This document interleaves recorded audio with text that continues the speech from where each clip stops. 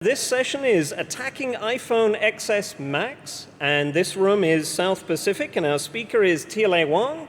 So I don't have a great deal to cover because I think most things are sort of wrapping up, but don't forget the merchandise store on level 2 and session recordings from SOK. They have a desk on every level. And the other thing to remember is to put your cell phone on vibrate, please. It's way more pleasant for everybody else that way. So without further ado, please join me in providing a warm welcome to Tielei Wang. Thank you.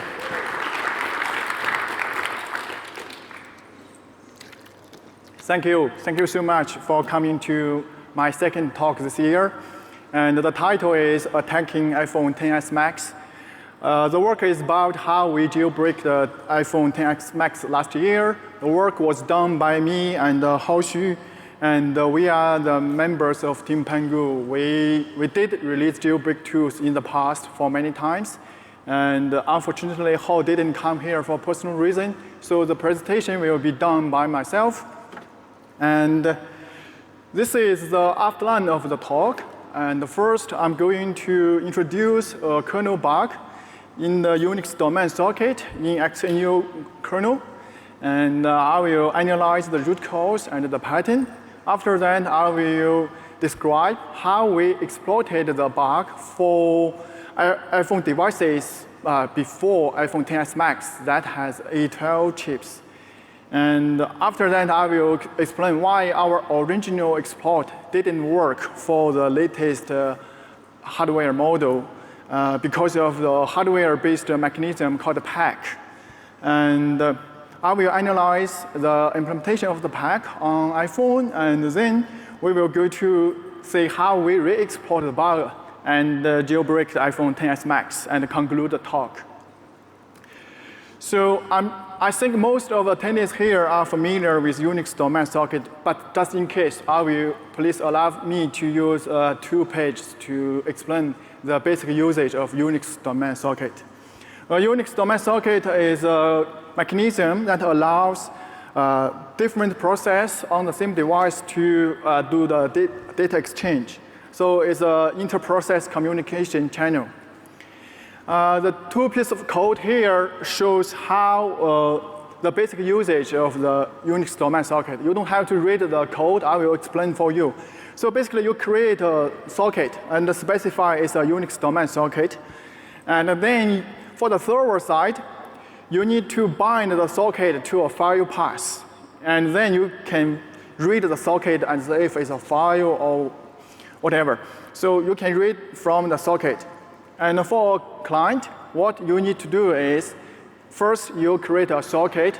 And rather than binding it to a file path, you need to connect the socket to the file path that is used by the server.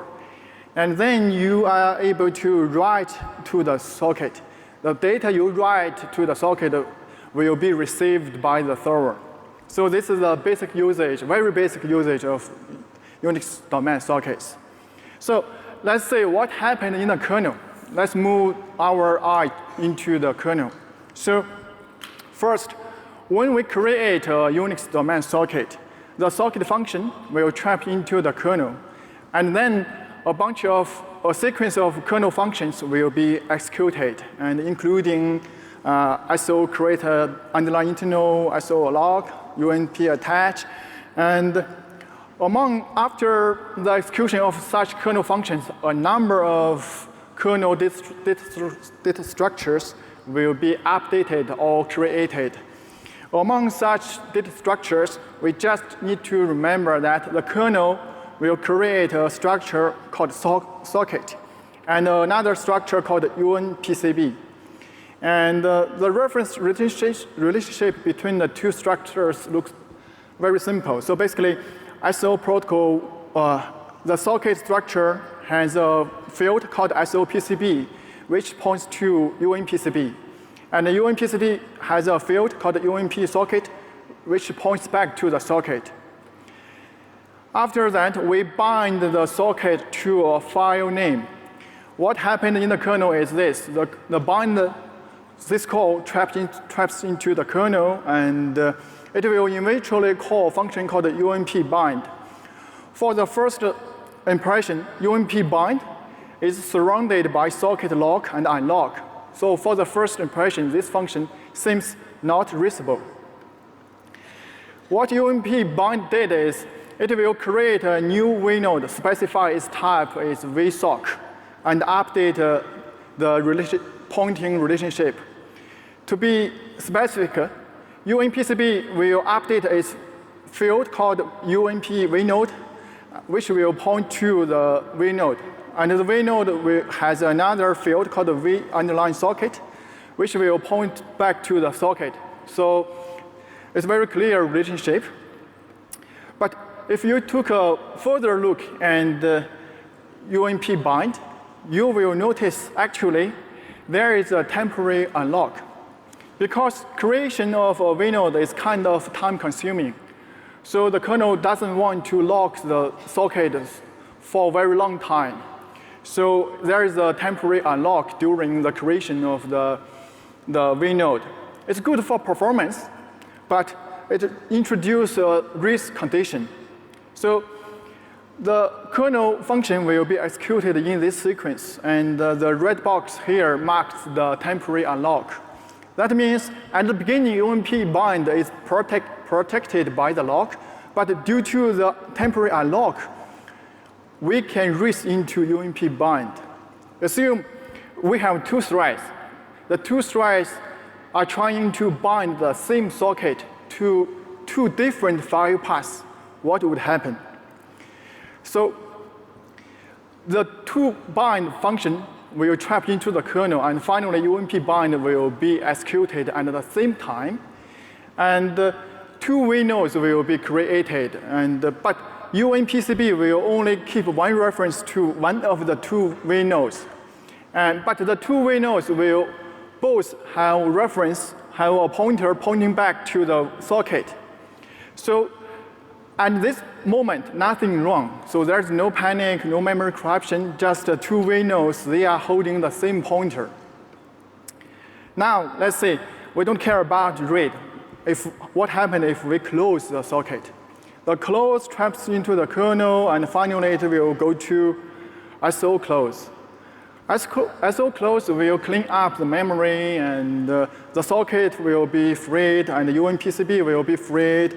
One of the vnodes will be cleaned, so the pointer will be cleaned, clear to be 0. But there is another vnode. There is no reference to this vnode. So this vnode is still holding the pointer, pointing back to a freed memory. So after we close the socket, okay, at this moment, nothing wrong. So there's no panic, no memory corruption. But we can trigger a use after free, or UAF, by connecting to the two file paths. If we call connect another socket to the two different file paths, because we don't know which file path is holding the dangling pointer. So we can connect twice. Connect kernel function is complicated, but it eventually will go to a function called UMP connect. And what UMP connect do is this. It will try to look up the vnode by the file name. If the vnode is there, it will confirm that the vnode, the type is vsock. If it's a vsock, it will try to access its member vsocket. And then the vsocket will be passed into a function called socket lock. So the dangling pointer in one of the vnodes will pass into this function. It's a typical UAF. This page shows the minimum POC code for the bug. Basically, you can create two sockets. And for the first one, you run two threads. The two threads bind the socket to two different file paths. It's very easy to win the risk condition. After that, you close the socket. So you will create a dangling pointer in one of the two vnodes. After that, you connect another socket to the two different file paths. Likely, you will trigger a panic or some weird thing. So this is the bug. And I think the bug was finally fixed in version 12.2. And the fix is kind of tricky. Now the bind function is still reasonable, but after UMP bind retake the lock to the socket, it will check whether UMPCB vnode is null or not. So although it's still reasonable, but only one vnode will have a reference to the socket, so it's fixed. There's no public CVE, so very likely it's audited by Apple internal security team. So after I found the bug, I realized that actually more and more bugs, they are caused by temporary unlocks were discovered recently. And for example, a couple months ago, Yambir from Google Project Zero released a bug in the VM copy operation. It's also caused by a temporary unlock. And 2 years ago, Adam has a bug in allocate, especially in the iSurface allocate module. It's also caused by a temporary unlock. So we can find the same pattern bugs in different modules like allocate and VM and also socket. So I believe that temporary unlock will become a very important bug pattern. So when we do bug finding, maybe we should pay more attention on this kind of temporary unlock. Okay, now we go to the exploitation, how we exploit the bug on old iOS devices that without A12 chips. So because it's finally the risk condition turns into UAF, let's take a look at the use. The dangling pointer socket will be used by the function called socket lock. You may not want to read all the code, but if you look at the binary version, you will find how beautiful the bug it is. So first, there is a function pointer call after took the reference from a freed socket. And if we can bypass that, there is another write. The write will save a return address to the freed socket. So the binary version may be clear. So the first, from a dangling pointer, it will try to access get a pointer from offset 0x18. And from that pointer, it will get another function pointer from offset 0x68 and make a function call if it's not 0. If we can avoid this function call, and the second red box, you will see a return address is saved to the freed socket. So the exploitation is kind of straightforward. So we create a number of sockets. And for one of them, we don't have to know which one, but just one of them, we can exploit the risk condition in UMP byte, and we can create two vnodes. One of the vnodes holding a dangling pointer to the socket, and then of course, we close the socket. The socket is freed, but one of the vnodes still has a dangling pointer. After that, we close all the sockets we created, and we trigger the Zoom garbage collection. So all the memory will be reclaimed by the kernel. After that, we can spray a lot of controllable data like OS data buffer or pipe buffer, whatever you like. So we call them fake sockets. And we make sure that the offset 0x18 in the fixed sockets pointing to a fixed or leaked heap address. So how to get the heap address? First, in my opinion, heap address leaks are not very hard on iOS, so you can use some info leak bugs, or you can just do some very simple spray, and then occupying a fixed heap address is very, very likely. So basically, you have many ways to get that fixed address.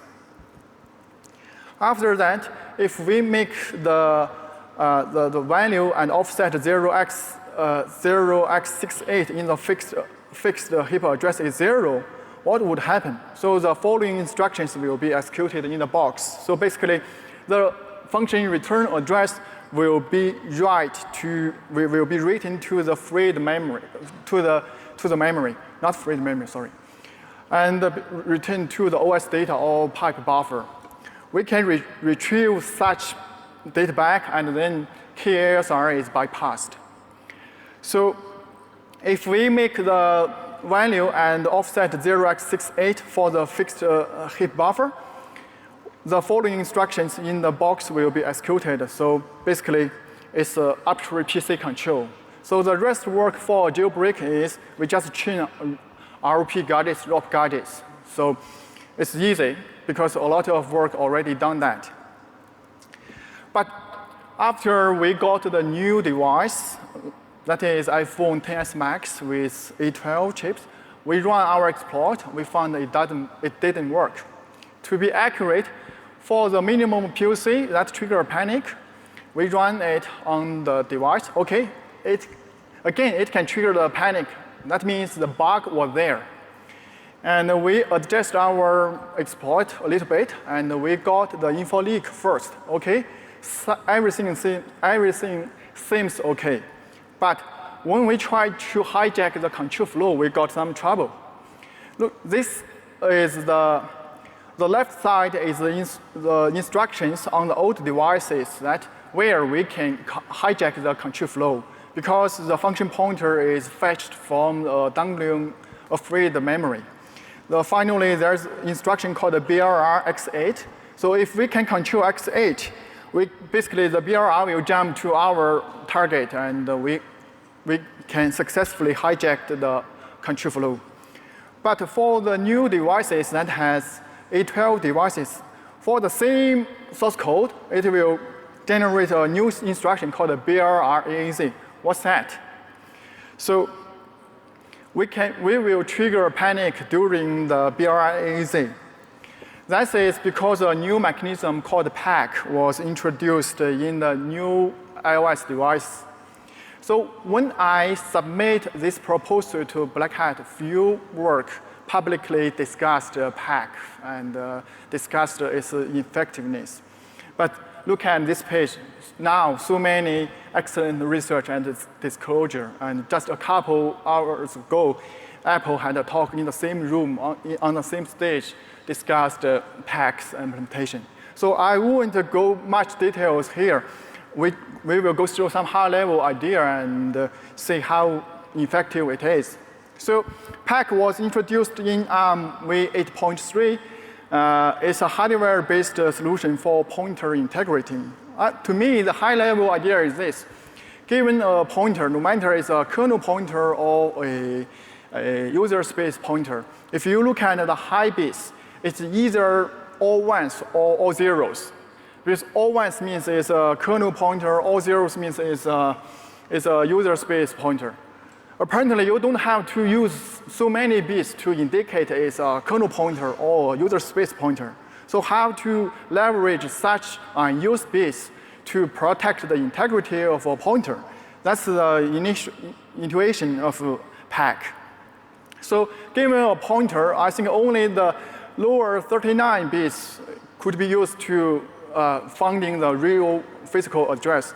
The high 25 bits are kind of unused.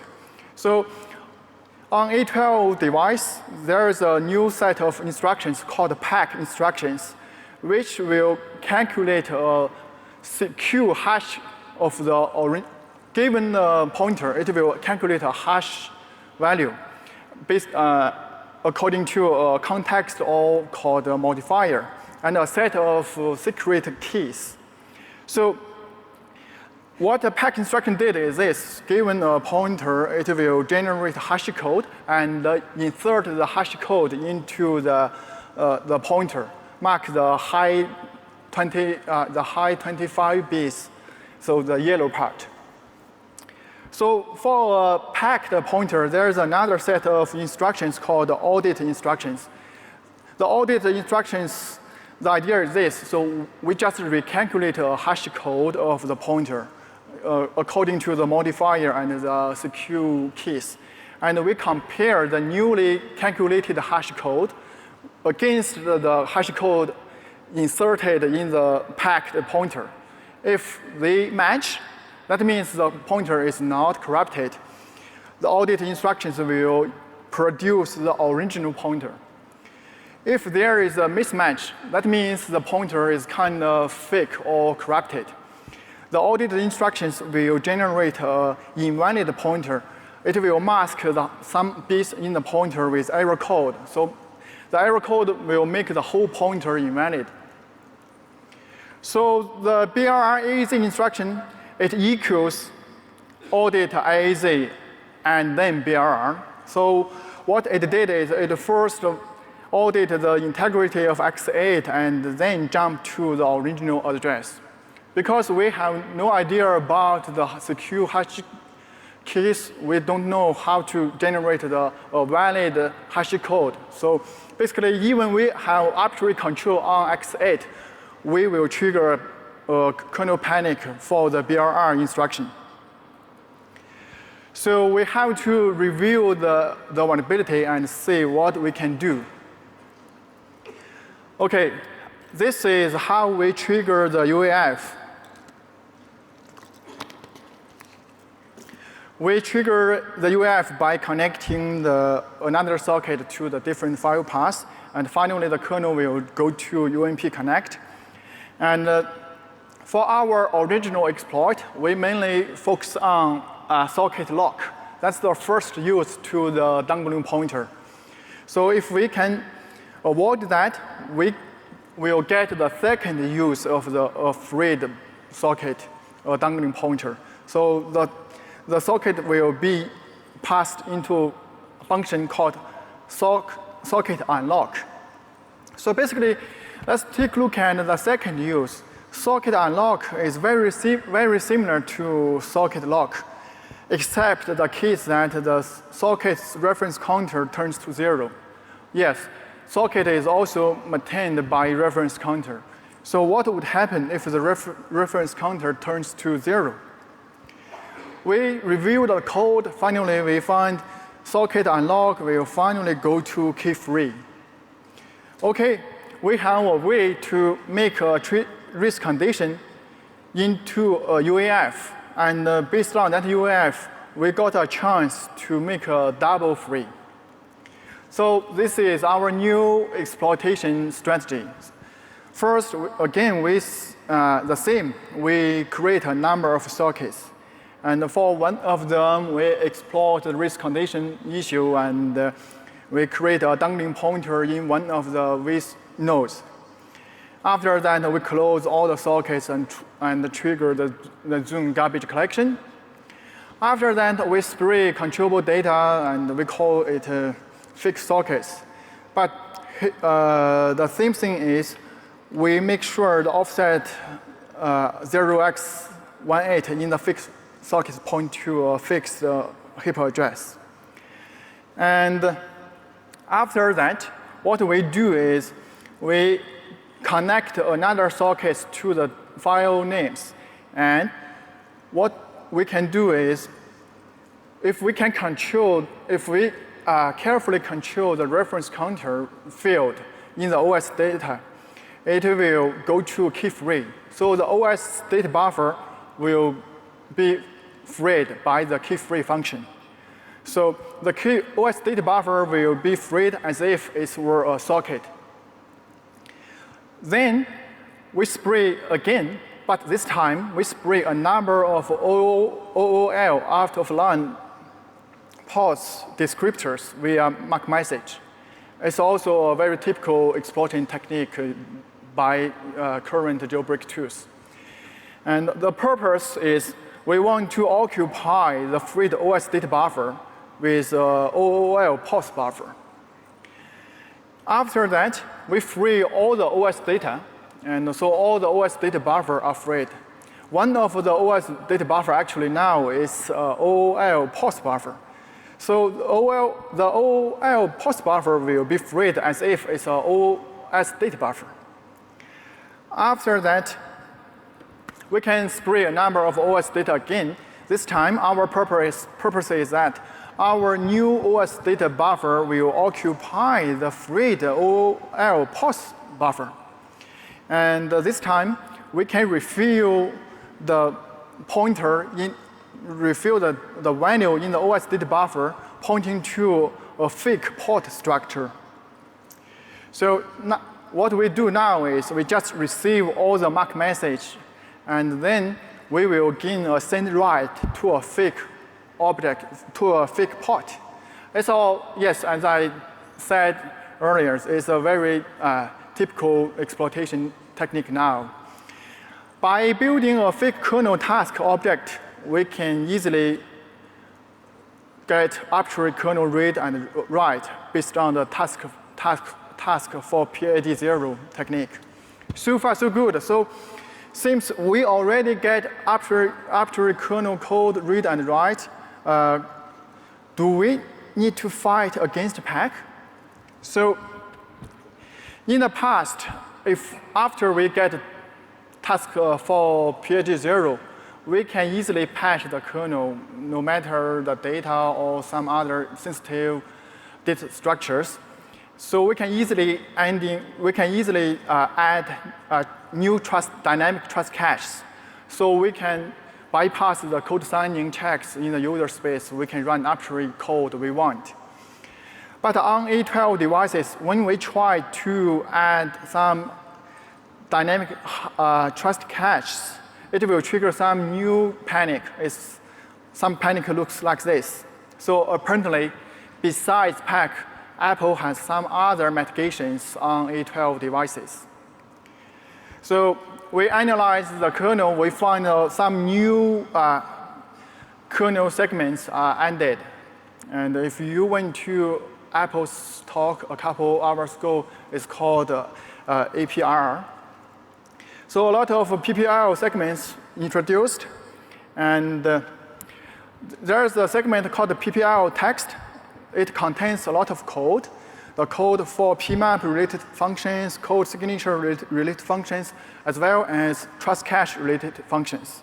But the question is, the code in this segment is not executable unless a special register is set to some special value. So the only entry point to set this special register is some code in PPL trump segment. So the code in this segment is used to dispatch calls to function PPL text. Okay, let me explain this. So based on task for PID0's write capacity, in the past, before iPhone 7, we are able to write anywhere for a kernel image, like including the code segment and all the data segments. But since iPhone 7, a mechanism called KTRR was introduced, and you may already know that from Apple's talk. So the code segment is protected by the memory MMU controller. So what we can do is we can only patch the data segments. But on iPhone XS, after APRR was introduced, some special data segment called PPL data can only be written by the code inside the PPL text. So even we have tfpo, we can only have limited write capacity for some kernel data. So to add some new dynamic trust cache, we want code execution in the kernel. So we begin to look for unprotected control flow transfer points, and we reviewed a lot of points like indirect function calls, context switches, interrupt handlers.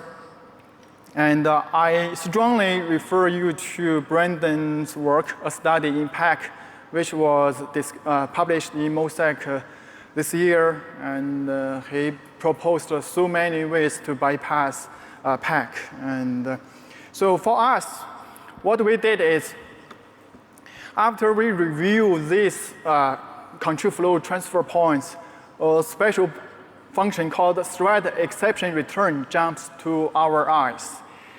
Thread exception return is used to return a thread from the kernel to user mode. And there's a special instruction called e-return or exception return. This instruction is supposed to transfer a thread which trapped into the kernel back to the user mode. So when e-return is executed, the CPU will restore P state from SPSR and branch to the target by ELR register. If you look at the binary code, you will find actually the two registers will be set by X0 and X1. And both X0 and X1, actually, they are read from kernel memory. So if we can control the two memory loads, we are able to control e-return. We can force the e-return jump to arbitrary kernel address in the kernel rather than back to the user space. By the way, the same trick was used by Embeer for his kernel, iOS kernel debugger. But there is a special function before e-return. We don't know its name, but according to the panic string, we name it a GOP detector. What this function does is, I think it's supposed to check the integrity of the saved thread context. At the beginning, we thought, oh, there's no chance. But my friend told me, OK, something's wrong here. After compare the newly calculated hash code compare it with the one stored in the context, even they are mismatching, nothing's wrong. After the compare instruction, it's just the return.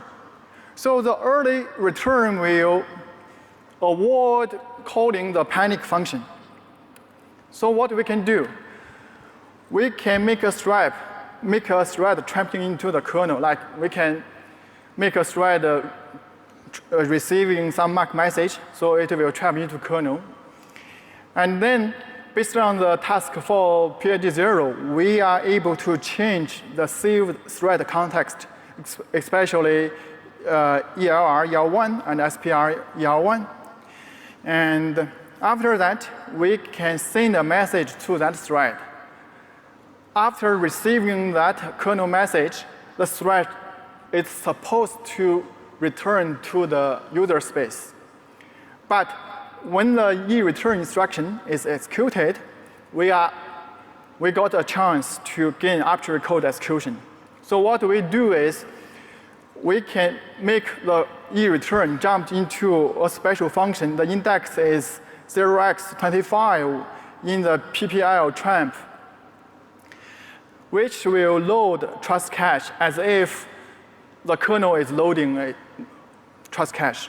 So we are able to add our trust cache, and we got SSH environment on iPhone XS Max, and thanks for the drop bear environment. OK, this is the fix. The fix is so easy. After the compare, you should dump, right? You shouldn't just return. OK, the conclusion.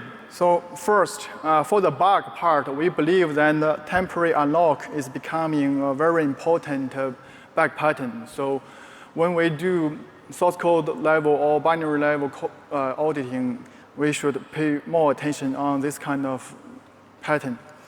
And Apple's new mitigation, PAC and PPL, they are great. And the combination of the two mechanisms made a lot of trouble for us. But I don't think it will end the memory corruption war. And more importantly, a good design needs a very good and complete implementation. Any trivial bugs may lead to a total bypass for the whole design. OK, thank you. I'm happy to answer your questions.